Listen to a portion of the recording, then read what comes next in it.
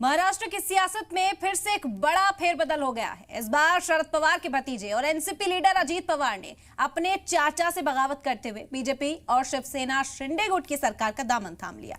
अजीत पवार ने deputy CM का ओहदा, तो वहीं छगन भुजबल और दिलीप वलसे पाटिल समेत 8 दिग्गज लीडरों ने वजीर के ओहदे का हलफ लिया। प्रफुल्ल पटेल ने भी पवार का साथ छोड़ दिया है।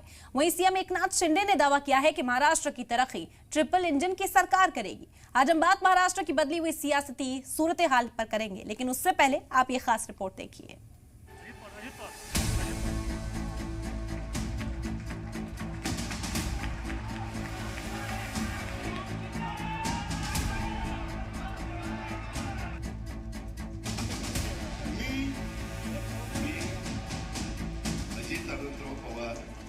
गांभीर्यपूर्वक दृढकथन करतो की शरद पवार के भतीजे अजीत पवार ने महाराष्ट्र के डिप्टी सीएम ओहदे का हलफ ले लिया है।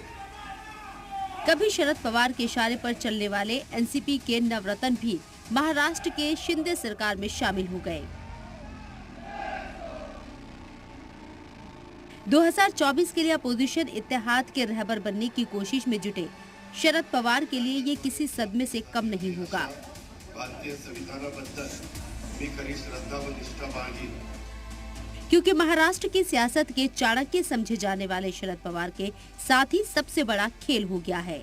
महाराष्ट्र सरकार की तौसीक की खबरें पहले से आ रही थी, लेकिन उसमें एनसीपी के लीडर शामिल हो जाएंगे, इसकी खबर किसी को नहीं लगी।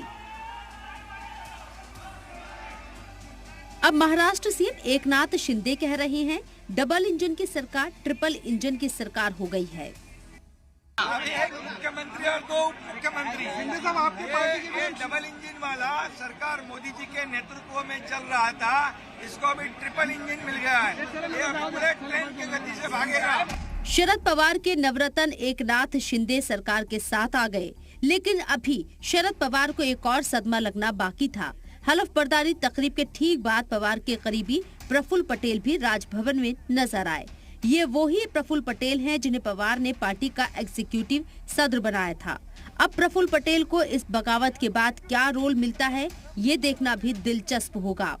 अजीत पवार तो हलफ बर्दारी तकरीब के बाद निकल गए, लेकिन सीएम एकनाथ शिंदे ने बताया भतीजा चाचा को छोड़कर शिंदे सरकार के साथ क्यों आए। अजीत पवार और उनके सभी सहयोगी, उनका स्वागत करता हूँ।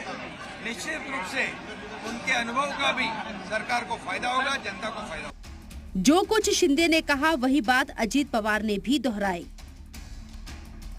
सबने मिलके ये डिसीजन लिया है, पार्टी के नाते हमने ये डिसीजन लिया है और ये होते हुए पूरे विधायक हमारे साथ है, मेंबर ऑफ पार्लियामेंट हमारे साथ है, बाकी के पार्टी के वर्कर हमारे साथ है।